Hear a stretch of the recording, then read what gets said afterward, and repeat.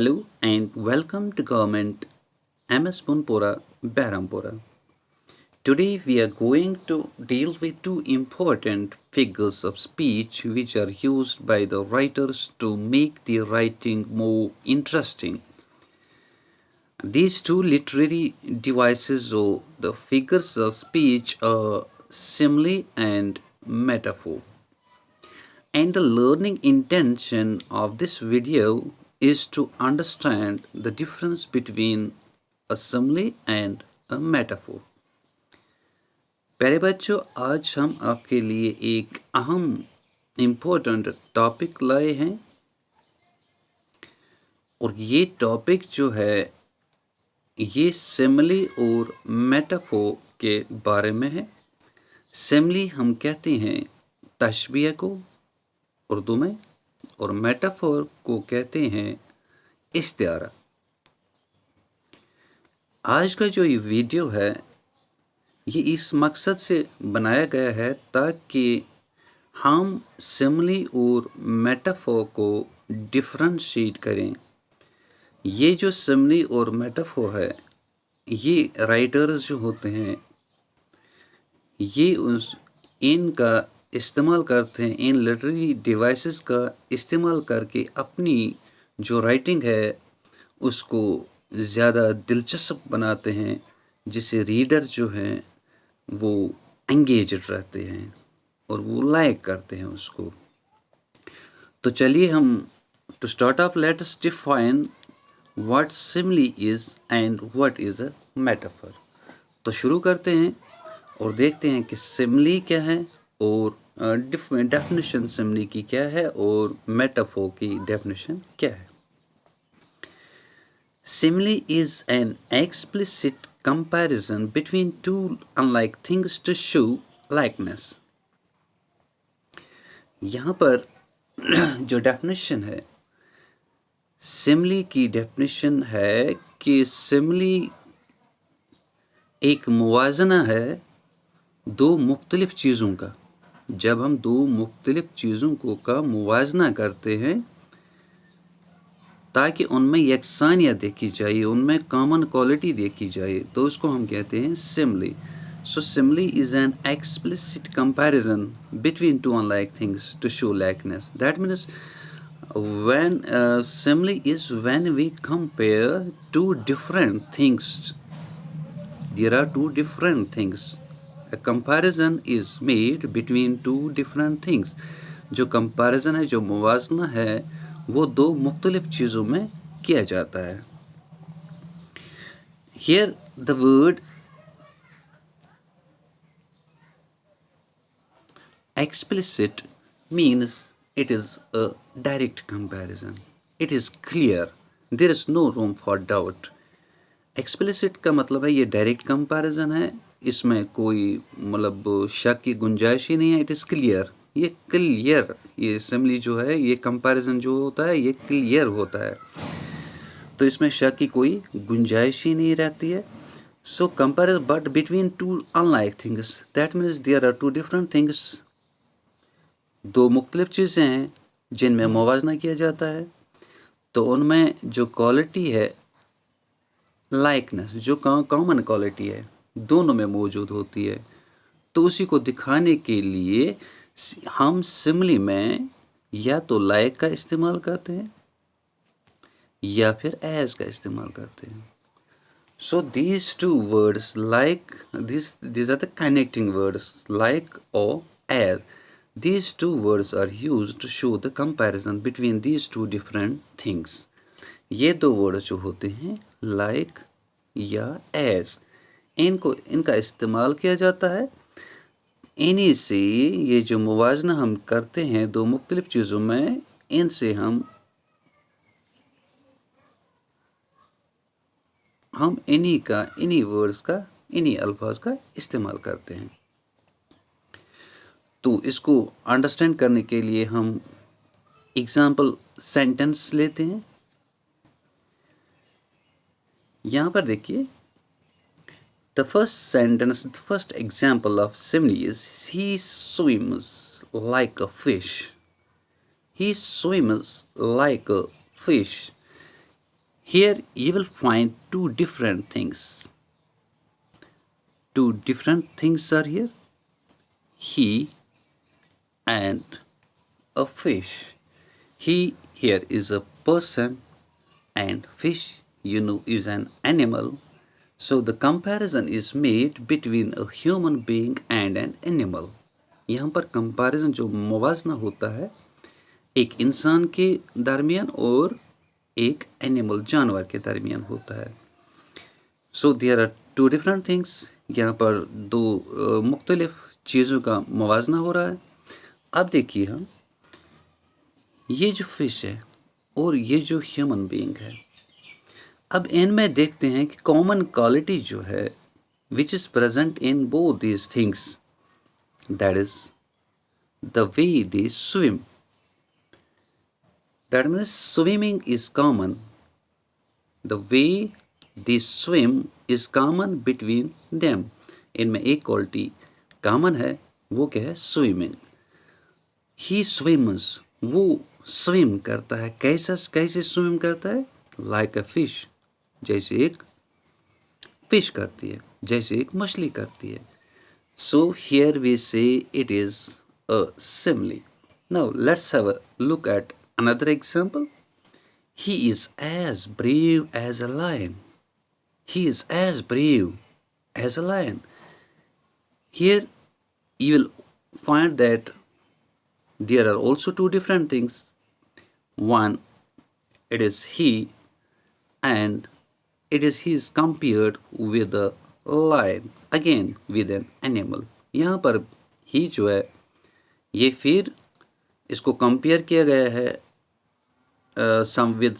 something else like an animal, like line. यहाँ पर human being को, पर्सन को फिर से एक बार कंपेयर किया गया है एनिमल के साथ, लाइन के साथ. And the common quality between them is bravery. और उनमें कॉमन क्वालिटी कौन सी है? ब्रेवरी, बहादुरी. He is as brave as a lion. वो इतना बहादुर है जैसे लायन. वो लायन जैसा बहादुर है, शेर जैसा बहादुर है. तो you'll notice in these two sentences. In the first sentence, the word like shows the comparison between the two. In the second sentence, the connecting word as is used for comparison.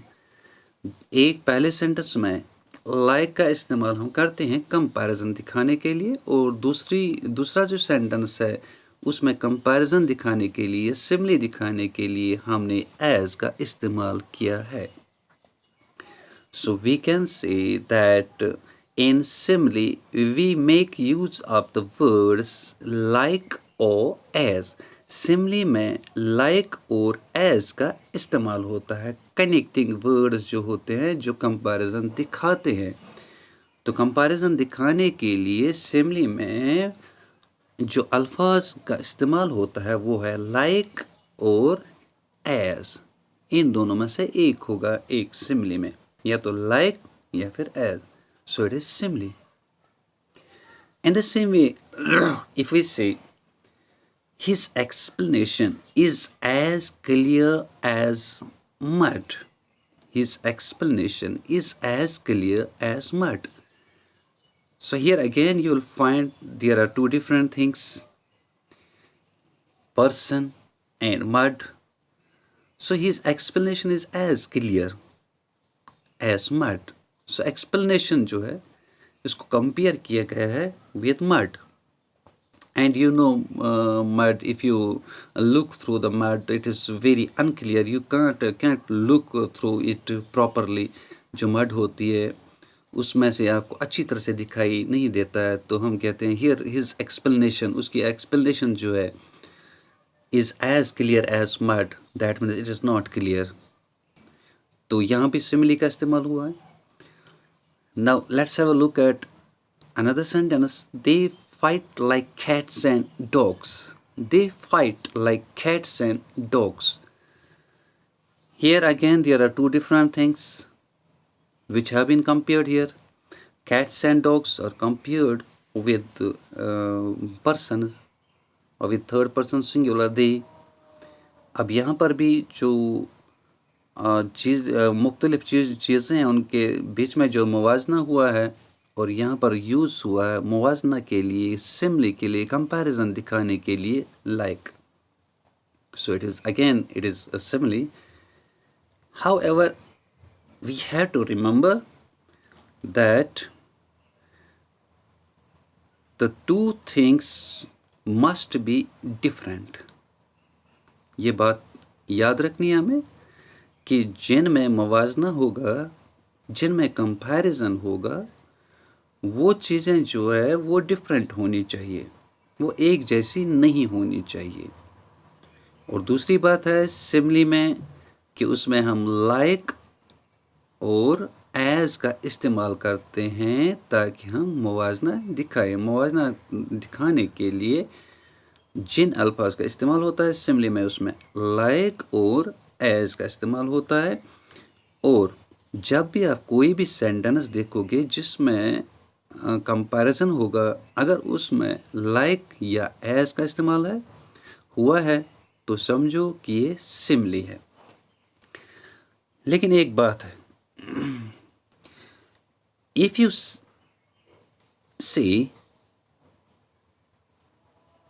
He looks like his father, he looks like his father, यहाँ पर आप देखिए ही looks like his father, यहाँ पर भी like का इस्तेमाल हुआ है जो सिमली में इस्तेमाल होता है। He looks like his father but it is not a simile, यहाँ पर जो है वो अपने बाप जैसा दिखता है, तो यहाँ पर लाइक का इस्तेमाल हुआ है but it is not a simile, ये सिमली नहीं है। क्यों नहीं है simile? Why it is not Simli?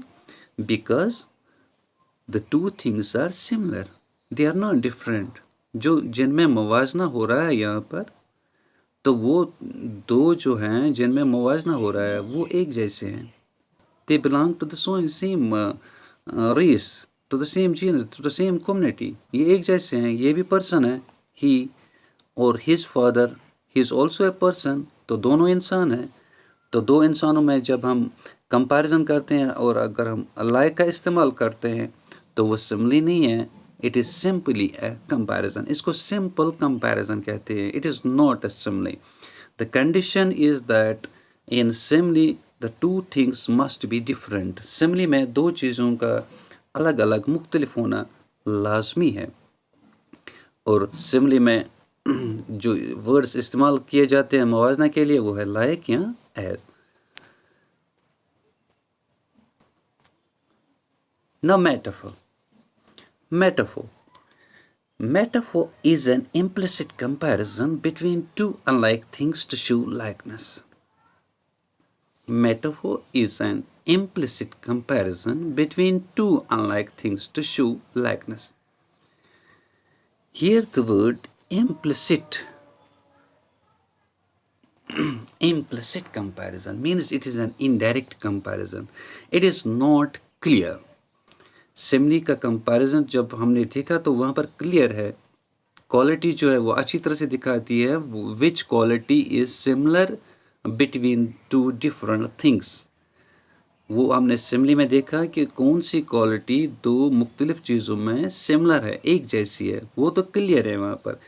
लेकिन ये जो मेटाफोर है इसमें जो कंपैरिजन जब हम करते हैं बिटवीन टू डिफरेंट थिंग्स, यहाँ भी कंपैरिजन होता है बिटवीन टू डिफरेंट थिंग्स, दो मुख्तलिफ चीज़ों में वो मवाजना होता है।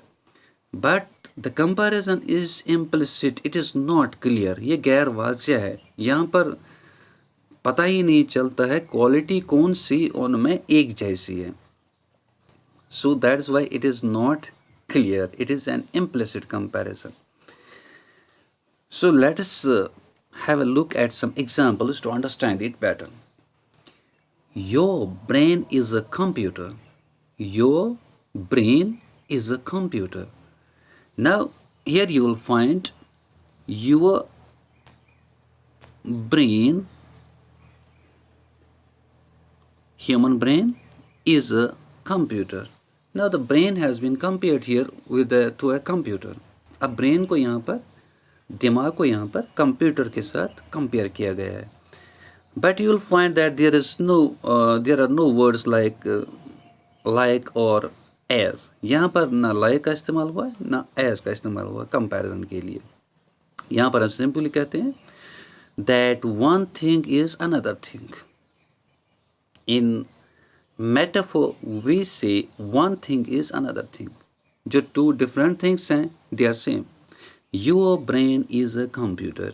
आपका दिमाग कंप्यूटर है. Here we don't use like a computer or as good as a computer. हम यहाँ कहते हैं your brain is a computer. आपका दिमाग जो है वो कंप्यूटर है. But if we go explaining the concept of metaphor here, अगर हम metaphor का concept explain करते जाएंगे तो नतीजा क्या निकलेगा? We shall again reach to the simile. हम फिर वापस सिमली पर जाएंगे. कैसे जाएंगे सिमली पर? अगर हम कंप्यूटर और ब्रेन के दरमियान देखेंगे उनमें कौन सी ऐसी क्वालिटी है ब्रेन और कंप्यूटर में जो एक जैसी है. Naturally it is calculation. ये कैलकुलेशन है. This computer calculates very fast and here it means that your brain calculates like a computer. आपका जो ब्रेन है जब कैलकुलेशन की बात आती है आपका ब्रेन बहुत फास्ट चलता है और आप calculate within no time करते हो तो हम कहते हैं उस वक्त हम कहते हैं your brain is like a computer. आपका ब्रेन कंप्यूटर जैसा चलता है. तो again when we go explaining it, जब हम इसको एक्सप्लेन करते जाते हैं तो हम फिर लास्ट पर फिर एक बार सिमली पर आ जाते हैं. But remember that in metaphor we don't make use of the words like or as. Similarly metaphor में हम like या as का इस्तेमाल नहीं करते हैं मुवाजना दिखाने के लिए. Now let's have a look at another example. It is raining cats and dogs. It is raining cats and dogs. You know that metaphor is not literally true. Metaphor जो है literally it is not true. Literally ये ठीक नहीं होता, ये is wrong. अब देखिए, but to show comparison between two different things we are compelled to use simile and metaphor. This metaphor और simile.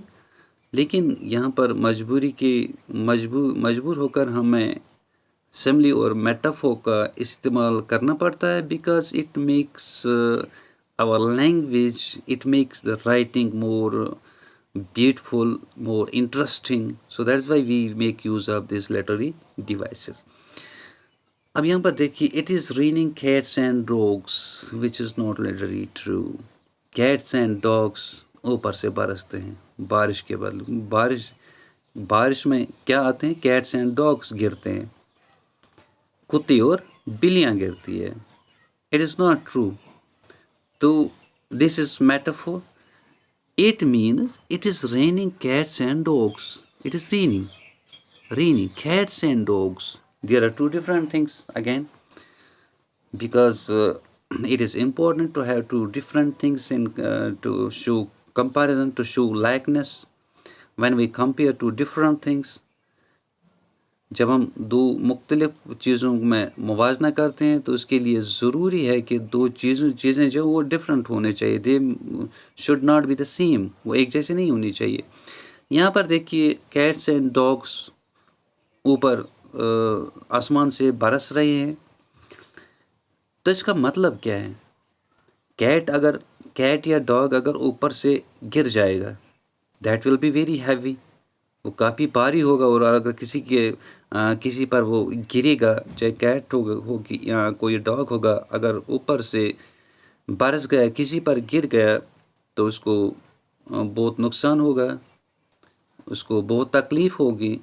That means it simply means that it is raining heavily.